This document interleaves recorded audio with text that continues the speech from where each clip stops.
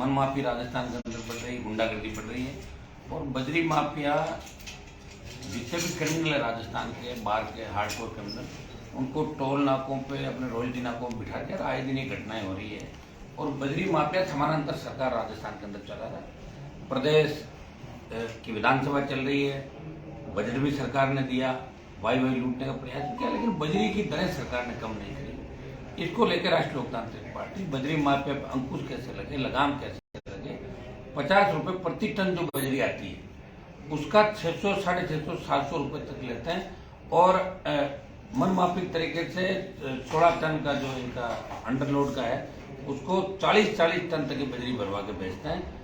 समानांतर सरकार बजरी माफिया राजस्थान में चला रहा है। इसको लेके आगामी एक सप्ताह के अंदर राष्ट्रीय लोकतांत्रिक पार्टी 3 बड़े प्रदर्शन राजस्थान के अंदर करेगी। रिया नागौर के अंदर जहां बजरी माफिया से किसान पीड़ित है, परेशान है, भीलवाड़ा और टोंक और आवश्यकता पड़ने पर राजधानी को भी कहेंगे बजरी की दरें कम हो, आम आदमी गरीब आदमी को बजरी सस्ती दर पे मिले और अपने खेतों पे और छोटे माइनिंग पट्टे बजरी के जारी हो पूर्व की भांति जो सरकार पॉलिसी लेके आई है, जिस तरह जिप्सम में लेके आई है। हम ये चाहते हैं कि बजरी माफिया जो वसुंधरा सरकार चलाता था वही बजरी माफिया अशोक गहलोत की सरकार को चला रहा है। ये दिल्ली की 7 स्टार होटलों में कांग्रेस के मंत्रियों के साथ, भारतीय जनता पार्टी के पूर्व मंत्रियों के साथ अक्सर दिखाई देता है और ये भी कहता है कि कांग्रेस और बीजेपी की दोनों टिकट मेरी जेब में, किस पार्टी से मैं चुनाव लड़ूं। ऐसा लग रहा है कि दिल्ली सरकार को अडानी चला रहा है, मोदी की सरकार को, और राजस्थान सरकार को बजरी माफिया चला रहा है। बजरी माफिया के खिलाफ आरएलपी के बड़े प्रदर्शन आगामी दिनों में मिलेंगे। एक हम चाहते हैं कि स्टेट हाईवे जो पूर्ववर्ती सरकार ने जो हमने ओंकार रैलियां की थी उसमें स्टेट हाईवे टोल मुक्त किए थे। आरएलपी पार्टी टोल मुक्त देश की बात कर रही है, लेकिन स्टेट हाईवे टोल मुक्त राजस्थान की सरकार करेगी। ज्यादा रेवेन्यू का लॉस भी नहीं होगा, बहुत बड़ा रेवेन्यू का बाहर नहीं आएगा। दारू से 20 से 25 हजार करोड़ रुपए सरकार कमा रही।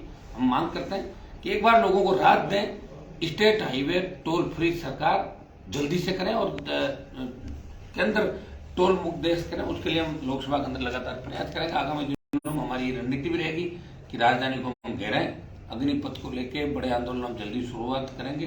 उसमें गंगानगर, हनुमानगढ़, चूरू, टोंक, अलवर और भरतपुर के अंदर आरएलपी जोधपुर की तर्ज में जो अग्निपथ के खिलाफ हमने रैली करी थी, अग्निपथ वापस लेने को लेकर जो रैली करी जोधपुर में 2 लाख जवानों की, वो रैलियां आगामी दिनों के अंदर हम हनुमानगढ़, गंगानगर, चूरू, टोंक, अलवर, भरतपुर के अंदर आगामी दिनों के अंदर आरएलपी पार्टी करेगी। फिर दिल्ली का घेराव करेंगे। स्टेट गवर्नमेंट के अंदर जिस तरह अपराध राज्य के अंदर बढ़ रहा है और अत्याधुनिक हथियार जिस तरह आपकी ये जिगाना पिस्टल जो AK-47 की तर्ज पे जो मलेशिया के अंदर, सेना के अंदर ये पिस्टल दी जाती कई कंट्री का ना, वो नागौर तक पहुंच गई, सीकर तक पहुंच गई, कोई सुरक्षित नहीं।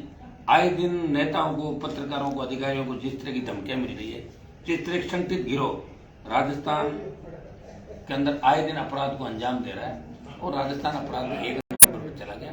इसकी चिंता हमें करनी होगी। चिंता कांग्रेस पार्टी नहीं करेगी। सीएम सरकार बचाने में लगे हुए हैं, पायलट बनना चाहते हैं मुख्यमंत्री, और बीजेपी सोई हुई बिना दूल्हे की बारात है, मौन है। भारतीय जनता पार्टी सत्र चल रहा है, लेकिन सिवाय अखबार में खबर छपाने के अलावा बीजेपी ने कुछ भी नहीं किया। पहले दिन से हम चल रहे हैं पेपर लीक को लेकर, भाजपा ये करेगी वो करेगी, सदन नहीं चलने देगी। जब आरएलपी के 3 विधायकों को सस्पेंड किया तो बीजेपी के लोग हंस रहे थे, उन्होंने मदद भी नहीं करी।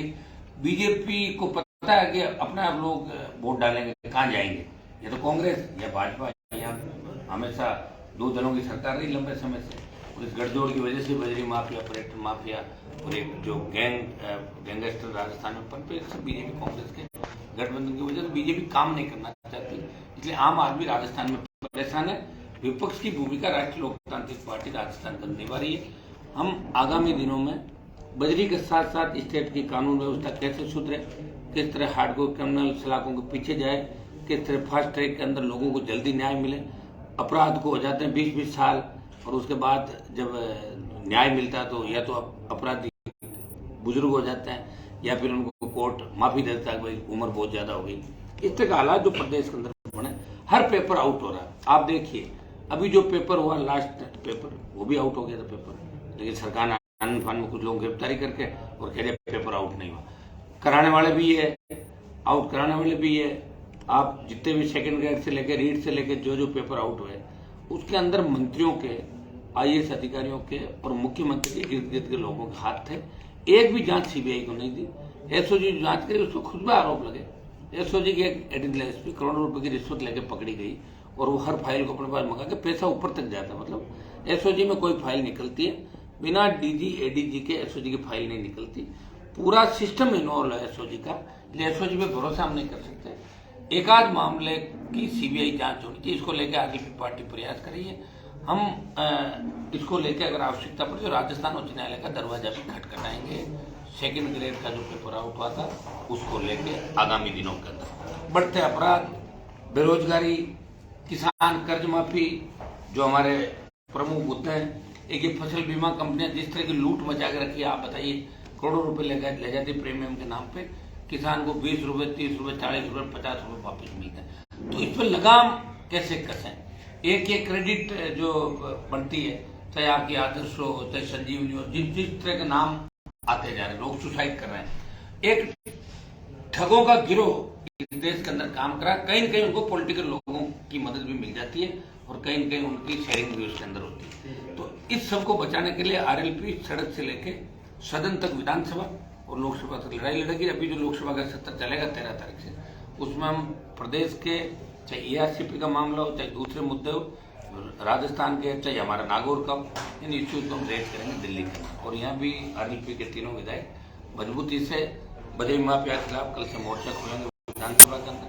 हम कोशिश करेंगे किसानों को सस्ती दर पे बजरी मिले, मुफ्त बिजली मिले, टोल मुक्त हमारा राजस्थान हो, कर्जा माफ हो किसानों का, प्रीमियम फसल बीमा कंपनियां पूरा प्रीमियम लेने के बाद किसानों को फसल का मुआवजा पूरा दे, बेमुक्त अपराध मुक्त राजस्थान हो।